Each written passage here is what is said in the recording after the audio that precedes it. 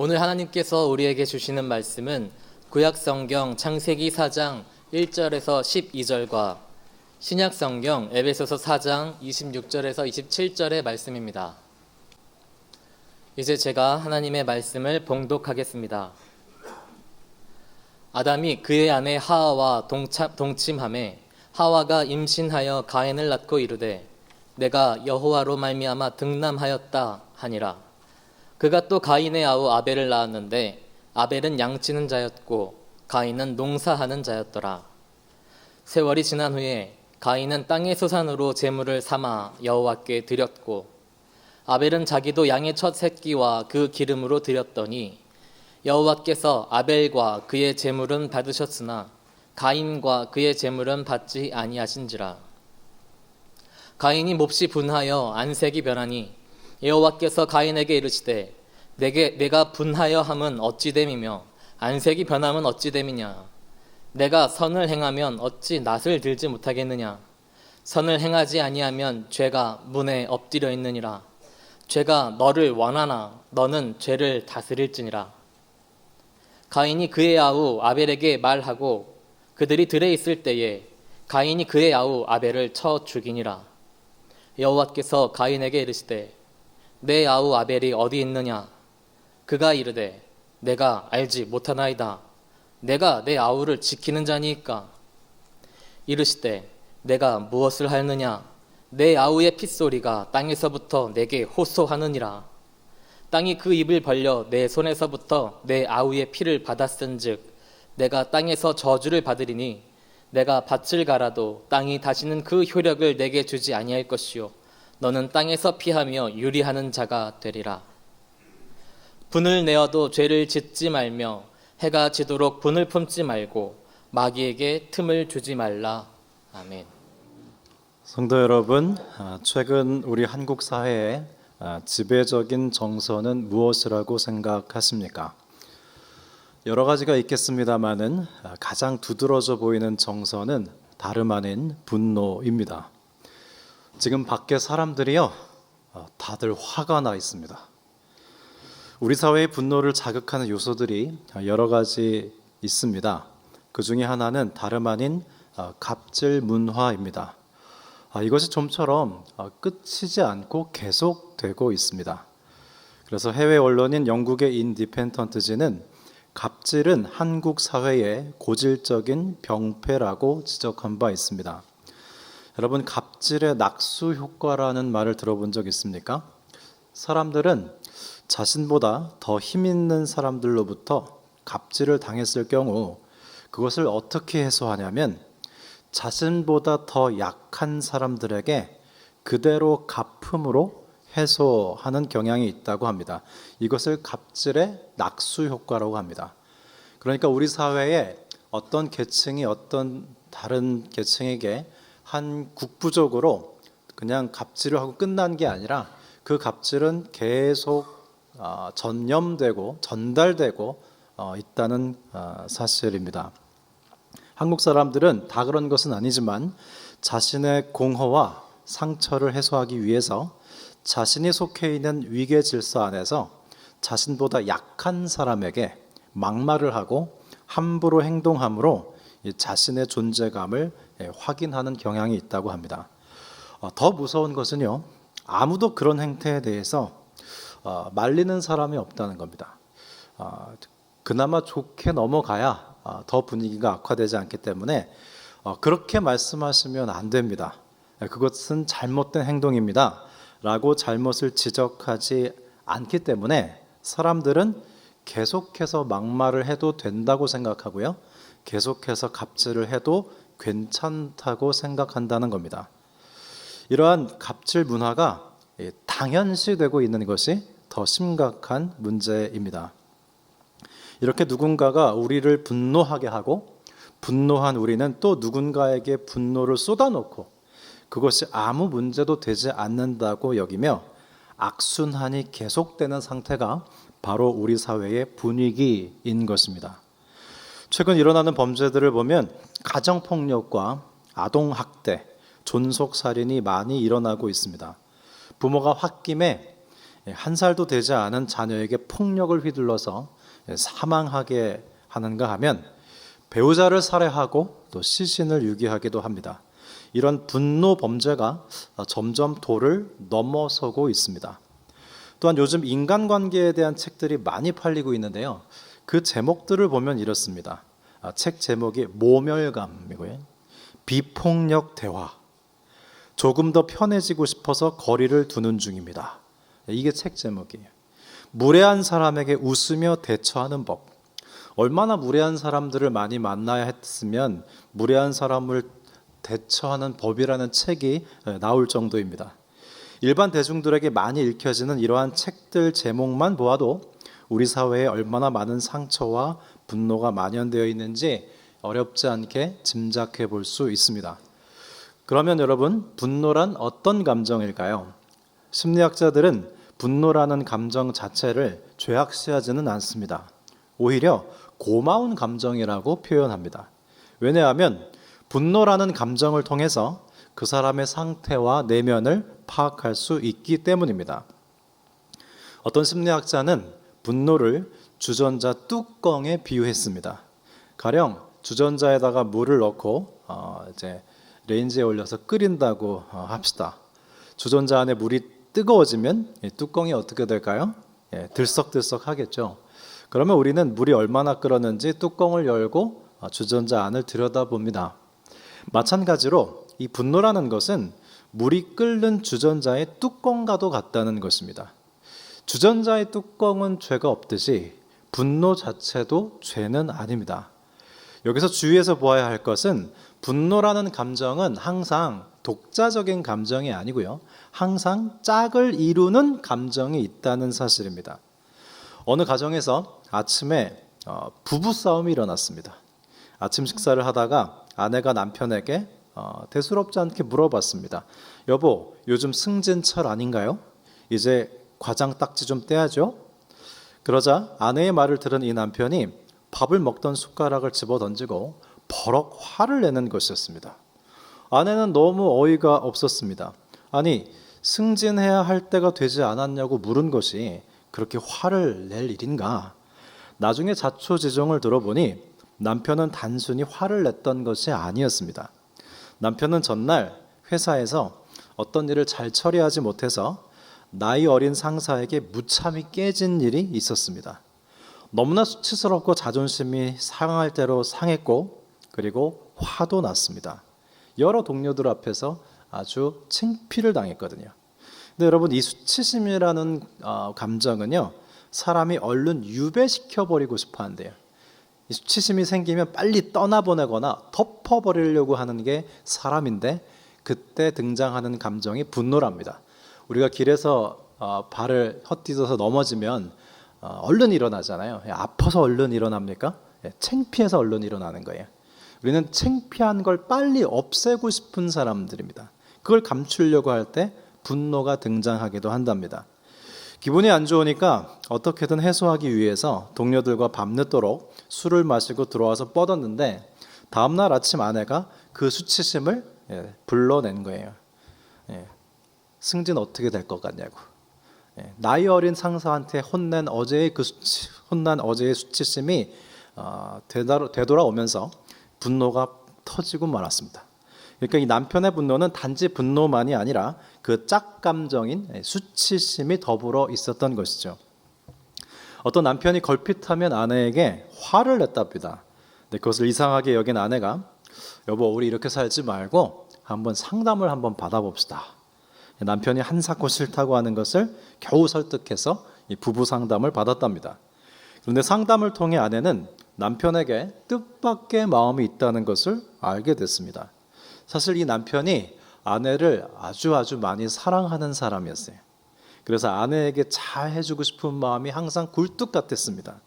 그런데 이분은 경제적으로 좀 무능력했습니다. 그래서 아내의 부탁과 요구에 좋은 것을 해주지 못할 때마다 자기 자신이 너무나 초라해 보이고 바보가 된 것 같아서 자신에게 화가 났습니다. 그 분노를 아내에게 표출하는 거예요. 나만큼 벌어다 주지 못하는 사람이 얼마나 많은데 남편 알기를 뭐로 아나 이러면서 화를 냈지만 사실은 미안한 마음이 더 컸던 것입니다. 미안할수록 더 화를 내는 분들이 실제로 있습니다. 그러니까 이 남편의 분노의 짝감정은 미안함이었던 것이죠. 한 대기업 간부가 새로 부임한 사장과 친해지고 싶었습니다. 이제 아버지 사장님이 은퇴하시고 아들이 그 회사를 물려받게 되는데 내가 옆에서 잘 보조하고 도와드려야겠다. 그렇게 다가갔는데 뭘 어떻게 해도 이 젊은 사장님이 자신을 인정해 주는 것 같지가 않았습니다. 그러던 중에 어느새 자신도 모르게 분노가 쌓여나가기 시작했어요. 그래서 뒤에서 역시 구관이 명관이다. 안 좋은 소문도 내고 반대를 위한 반대를 하기도 하고 했는데 가만 자기 속을 들여다보니까 단순히 화가 난 게 아니라 인정받고 싶은 욕구가 강하더랍니다. 우리는 분노 이면에 짝감정이 있다는 것을 알 필요가 있습니다. 여러분, 누군가 나에게 별다른 이유 없이 자주 화를 낸다면 한번 그 사람의 분노의 뚜껑을 열고 그의 내면을 한번 들여다볼 필요가 있습니다. 짝감정이 무엇인가? 나한테 불만이 있는지, 나한테 뭔가 인정받고 싶어 하는 것인지, 나한테 거절감을 느꼈는지, 나한테 혹시 모멸감을 받은 것은 아닌지, 그의 분노의 짝감정이 무엇인지를 들여다볼 때 우리는 해결의 실마리를 찾을 수도 있습니다. 성도 여러분, 지금 화가 나 있습니까? 내 안에 분노가 있습니까? 그러면 그 분노 자체보다 분노의 뚜껑을 열고 한번 나의 내면을 들여다보면서 분노의 짝감정을 한번 찾아보시기 바랍니다. 우리가 그렇게 할 수 있도록 성령님께서 도와주실 것입니다. 흥미로운 것은 7가지 대죄, 교만, 시기, 분노, 나태, 탐욕, 탐식, 탐색, 이 모든 죄악들은 다 좋지 않습니다. 그런데 오직 이 분노는요, 다른 죄악과는 달리 좋은 면도 있습니다. 실제로 있었던 일인데요. 어느 학교 앞에 아이들이 많이 오가는 길임에도 불구하고 신호등과 횡단보도가 없었습니다. 그래서 위험을 느낀 한 학부모가 그 행정당국에 횡단보도와 신호등을 설치해달라고 신청했지만 번번이 무시당하고 말았습니다. 아니나 다를까 불행히도 한 아이가 그 도로에서 그만 교통사고를 당했습니다. 그리고 사망하고 말았습니다. 자녀를 교통사고로 잃은 부모가 분노한 나머지 이 행정당국을 상대로 해서 1인 시위를 시작했습니다. 다시는 내 아이와 같은 희생자가 생기지는 않도록 해야 한다고 그는 비가 오나 눈이 오나 1인 시위를 했고 많은 부모들이 그에 호응한 결과 마침내 횡단보도와 신호등이 설치됐습니다. 때때로 의로운 분노는 바람직하고 생산적인 일을 해내는 원동력이 되기도 합니다. 마틴 루터는 그래서 이렇게 얘기했습니다. 나는 분노하면 글과 기도와 설교를 더 잘할 수 있다. 왜냐하면 내가 분노할 때 나의 모든 성정이 활력을 찾고 이해력이 날카로워지고 세속적인 고민과 유혹이 전부 떠나기 때문이다. 이처럼 분노를 긍정적인 에너지로 사용하면 좋은데 우리 인간의 분노는요, 죄의 지배를 받을 때가 더 많이 있습니다. 그러면 분노가 죄가 되는 순간은 어떤 때일까요? 연세대에서 목회 상담학을 가르치시는 권수영 교수님은 이 분노에 대해서 원심력과 구심력이 있다고 했습니다. 분노의 원심력이란 무엇이냐면 말 그대로 여러분 원심력은 바깥으로 힘을 밀어내는 힘 아닙니까? 즉 분노의 원심력은 분노의 원인이 상대방에게만 있다고 여기는 것이 분노의 원심력입니다. 그래서 분노의 이유를 항상 외부에서만 찾고 상대방에게서만 찾는 겁니다. 당신이 나를 화나게 했잖아. 그건 당신이 잘못했기 때문이지. 이렇게 모든 일의 책임을 상대방에게 돌리는 분노가 바로 죄의 지배를 받는 분노입니다. 그렇다면 분노의 구심력은 무엇일까요? 구심력은 그 힘이 안으로 향하는 것입니다. 따라서 분노의 구심력이란 분노의 원인을 외부나 상대방에게 찾는 것이 아니라 나 자신의 내면에서 찾는 것을 말합니다. 분노의 원심력과 분노의 구심력, 이 둘 중에 어떤 것이 더 근본적인 것일까요? 심리학자들은 분노의 원인을 상대방에게서 찾는 분노의 원심력이 아닌 내 안에서 찾는 구심력을 더 원초적인 것으로 봅니다. 그래서 상담가들은 분노한 내담자들을 상담할 때 누구 때문이며 어떤 외부의 요인 때문이라고 할 때 그것이 더 중요하지 않다는 걸 알고 있습니다. 당신의 내면에 무엇이 있는지를 더 중요하게 봅니다. 오늘 본문에서 우리는 분노한 가인의 모습을 보고 있습니다. 그가 분노한 이유는 하나님께서 동생 아벨의 제사는 받으셨는데 자신의 제사는 받지 않았기 때문입니다. 하나님께서 아벨의 제사를 받으시고 가인의 제사를 받지 않으신 이유는 제사의 내용물 때문은 아닙니다. 히브리서 11장 4절에 보면 믿음으로 아벨이 더 나은 제사를 드렸고 그 믿음을 보시고 제사를 받으셨다는 말씀으로 보아 가인의 예배에는 믿음이 결여된 예배라고 볼 수 있습니다. 여기서 믿음이란 중심과 진실이 담긴 관계를 뜻합니다. 즉 가인의 예배는 그의 중심과 진실이 결여되어 있기 때문에 하나님께서는 받지 않으셨습니다. 그러자 가인이 분노하죠.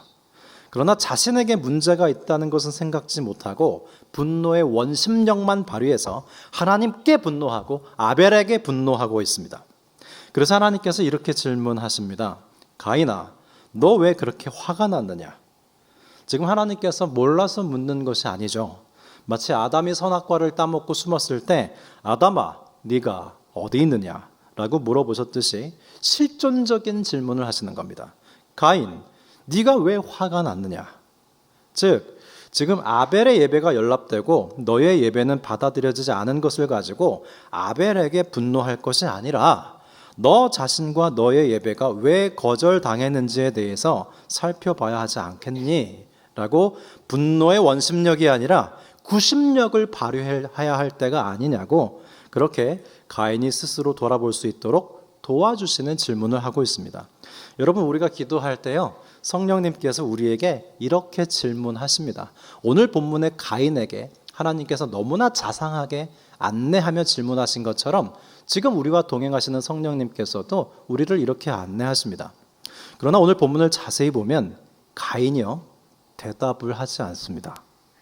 가인은 지금 분노의 원인이 자신이 아닌 아벨에게 있고 하나님께 있다고 생각하고 있습니다. 여러분, 분노의 결과가 뭐냐면요, 하나님과 단절하고 이웃과 단절해요. 화가 나면 우리는 그렇게 됩니다. 하나님과 멀어지고요, 이웃과 멀어져요. 이 분노라는 죄의 결과 그렇게 담을 쌓고 고립됩니다. 그 결과 사탄의 밥이 되고 말죠. 바로 이 부분에서 가인의 분노는 단순 분노가 아니라 죄의 지배로 들어가는 분노입니다. 분노한 가인이 죄의 지배를 받게 되자 하나님이 또다시 경고하십니다. 7절 말씀입니다. 네가 선을 행하지 않으면 죄가 문에 엎드려 있느니라. 죄가 너를 원하나 너는 죄를 다스릴지니라. 표준 세번역으로 보면 이렇게 시작합니다. 네가 올바른 일을 하지 못하였으니 그래요. 어떤 올바른 일을 하지 못했죠? 분노의 원심력으로 나의 죄를 아벨에게 투사하고 있는 것, 이것이 잘못하고 있는 일입니다. 공동번역으로 보면 또 이렇습니다. 네가 마음을 잘못 먹었으니 죄가 너의 문에 도사리고 앉아서 너를 지배하려고 한다. 너는 그 죄를 잘 다스려야 한다. 즉, 쉽게 말하면 이렇습니다. 가인아, 뒤를 돌아봐라. 지금 죄가 맹수처럼 너를 삼키려고 하고 있다. 죄가 너를 지배하려고 하고 있어. 오히려 네가 그 죄의 굴레를 씌우고 다스려라. 여러분, 이렇게 분노한 가인에게 하나님께서 두 차례나 자세하게 안내의 말씀을 하고 있는 것을 보고 우리는 무엇을 알 수 있죠? 하나님께서는요, 우리가 언제나 죄와 싸워 이길 힘을 준비해 놓으셨습니다. 우리는 이렇게 변명하죠. 나는 그때 어쩔 수 없었어. 나는 그때 너무 화가 나서 내 동생 아벨을 죽일 수밖에 없었어. 다른 방법은 없었어. 그렇게 변명하지만 여러분, 사실은요, 하나님은 어떤 상황에서든지 우리가 죄를 싸워 이길 힘을 남겨두셨습니다. 그것을 믿으시기 바랍니다. 오늘 두 차례에 걸쳐서 하나님께서 가인에게 이렇게 말씀하셨다는 것은 가인은 하나님의 말씀을 듣고 죄를 다스릴 수 있었습니다. 그러나 그는 2차례나 걸쳐 침묵을 하고 죄의 지배 안으로 뚜벅뚜벅 스스럼 없이 걸어 들어가고 말았습니다. 그는 아벨에게 말합니다. 들로 나가자. 개역 성경에는 나와 있지 않지만 원어 성경과 영어 성경에는 나와 있습니다. Let's go to the field. 아벨, 들로 가자. 왜죠? 죽여버리기 위해서입니다. 가인은 지금 완전 범죄를 계획했고요. 아무도 보지 않는 곳에서 동생 아벨을 돌로 쳐 죽입니다. 여러분, 분노한 인간이 죄의 지배를 받은 결과는 이처럼 처참한 것입니다. 그래서 하나님께서는 우리에게 죄를 다스려라 라고 말씀했습니다. 에베소서 말씀은 이렇게 말씀하죠. 분을 내어도 죄를 짓지 말며 그랬습니다. 분을 낼 수 있답니다. 네. 화를 낼 수는 있다는 것을 성경도 인정합니다. 그러나 죄는 짓지 말며 해가 지도록 분을 품지 말고 마귀로 틈타지 못하게 하라. 즉 죄를 다스리지 않으면, 분을 계속 품고 있으면 죄가 나를 다스리고 마귀가 나를 지배하게 된다는 사실입니다. 이런 말이 있습니다. 우리는 머리 위로 지나가는 새를 막을 수는 없습니다. 그러나 그 새가 우리 머리 위에 둥지를 틀려고 하는 것은 막을 수 있습니다. 화가 날 수 있습니다. 때때로 분노할 수 있습니다. 하지만 분노를 품고 계속 있지 않을 수 있다고 에베소서는 말씀합니다. 그러면 가인은 어떻게 죄를 다스릴 수 있었을까요? 가인의 분노의 짝감정은 무엇입니까? 하나님께 인정받지 못한 서운함입니다. 하나님께 받아들여지지 못한 거절감입니다. 만일 가인이 이 거절감과 서운함을 하나님께 기도로 말씀드렸다면 어땠을까요? 하나님, 저 하나님께 인정받고 싶었습니다. 그런데 창피하게 동생은 인정받고 형인 저는 인정받지 못해서 참 많이 속상했습니다. 하나님, 제 예배는 왜 거절하셨습니까? 저도 받아주십시오 라고 말했다면 하나님은 가인의 제사를 수정해 주시고 하나님과 관계를 돈독히 하도록 도와주셨을 겁니다. 민수기 12장 3절에 보면 모세가 웬일인지 만년에 구스 여인, 흑인 여성을 후처로 맞이합니다. 생각해보면 모세가 처가살이를 40년이나 하지 않았습니까? 남자가 처가살이를 40년 했다면 아마 아내에게 존경을 받기보다는 그 반대의 처우를 받았을 확률이 높습니다. 그래서인지 그는 만년에 또 처를 드리는데요. 그것을 보고 형 아론과 누이 미리암이 아주 강하게 책망합니다. 지도자가 이게 무슨 짓이냐고 아주 호되게 나무랍니다. 그런데요, 그때 모세가 어떻게 반응하냐면은 아무런 대항을 하지 않아요. 분노도 하지 않습니다. 그 대목에서 성경은 이렇게 말씀합니다. 민수기 10장 3절에 모세는 온유함이 지면의 모든 사람보다 더하더라 그랬어요. 여기서 온유함이란 다른 사람의 지도를 순종하는 태도로 받아들이는 것입니다. 아리스토텔레스는 온유를 이렇게 정의했습니다.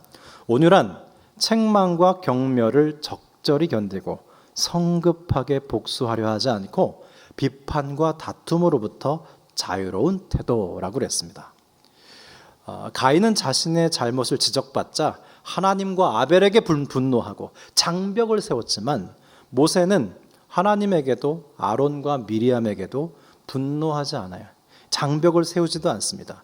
원심력이 아닌 구심력을 발휘해서요, 그 형과 누이가 비판하는 가운데 자기도 자기 자신을 그냥 들여다봐요. 내가 이렇구나, 참 못났구나, 가만히 있습니다. 그게 온유예요, 여러분. 근데 여러분, 온유함은요, 용기의 형태를 갖습니다. 분노는 상처로 인해서 하나님과 이웃에게 벽을 세우고 고립되는 반면 이 온유는요, 용기를 가지고요, 상처받을 상황을 맞닥뜨려요. 내가 잘못했으면 하나님한테 책망받는 거죠. 그리고 내가 이 형과 누이에게 봤을 때 책망받을 일이라면 나가서 책망 좀 받으면 어떻습니까? 그게 온유고 그게 용기입니다. 온유한 사람들은 자기 자신을 그렇게 은폐하지 않아요.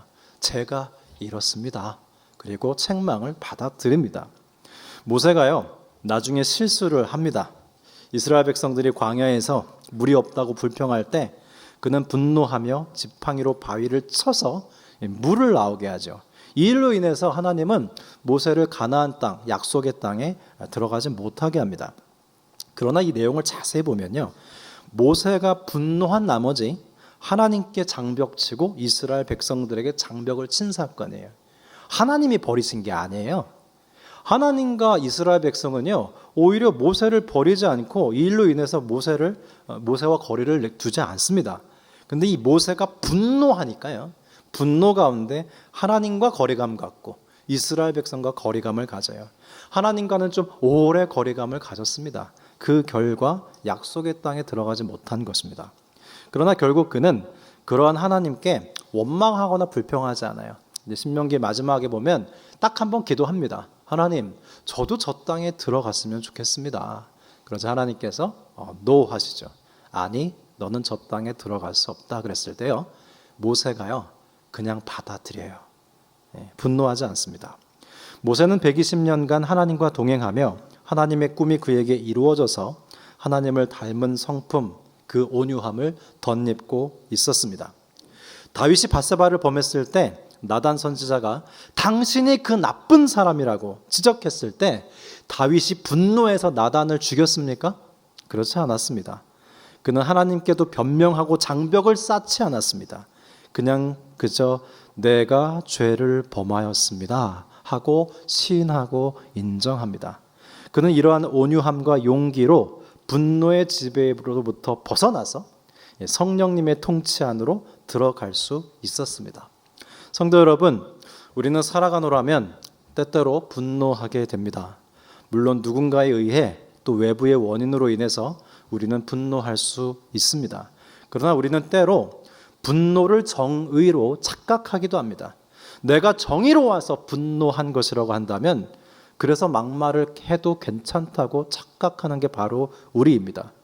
그리고 내 마음대로 하나님과 이웃을 지배하려고도 하고요, 그것이 뜻대로 되지 않으면 장벽을 세우곤 합니다. 그러나 그럴수록 우리는 죄의 지배에 놓이게 될 것이고 그런 상태에서는 하나님의 꿈을 이루어 드릴 수 없습니다. 이런 말이 있습니다. 내면이 외면보다 더 크다. 여러분, 어떻게 우리의 내면이 바깥 세상보다 더 클 수 있을까요? 내면은 하늘과 연결되어 있기 때문입니다.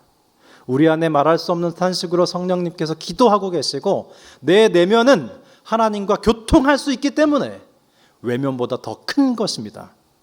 우리는 분노의 원인을 외부와 하나님과 이웃의 탓으로 돌리고 장벽을 쌓기보다는 기도로 하나님께 올려드리면서 때론 하나님께 이웃에게 거절당하는 한이 있더라도 하나님과 이웃에게 장벽을 세우지 않고 계속해서 하나님 앞에 나아가고 이웃에게 나아가는 그 온유함과 용기 가운데 살 때에 비로소 우리는 하나님의 꿈을 이루어 드릴 수 있습니다. 이 온유함과 용기는요, 성령의 열매입니다. 오늘은 성령 강림 주일입니다. 오늘도 성령 하나님께서 우리에게 분노를 이기는 온유함과 용기를 주시기를 기원합니다. 아버지께서 보내실 성령, 그가 너희에게 모든 것을 가르치시고 내가 너희에게 말한 것을 생각나게 하시리라. 아멘. 기도드리겠습니다. 하나님 아버지, 우리 안에 분노가 있습니다.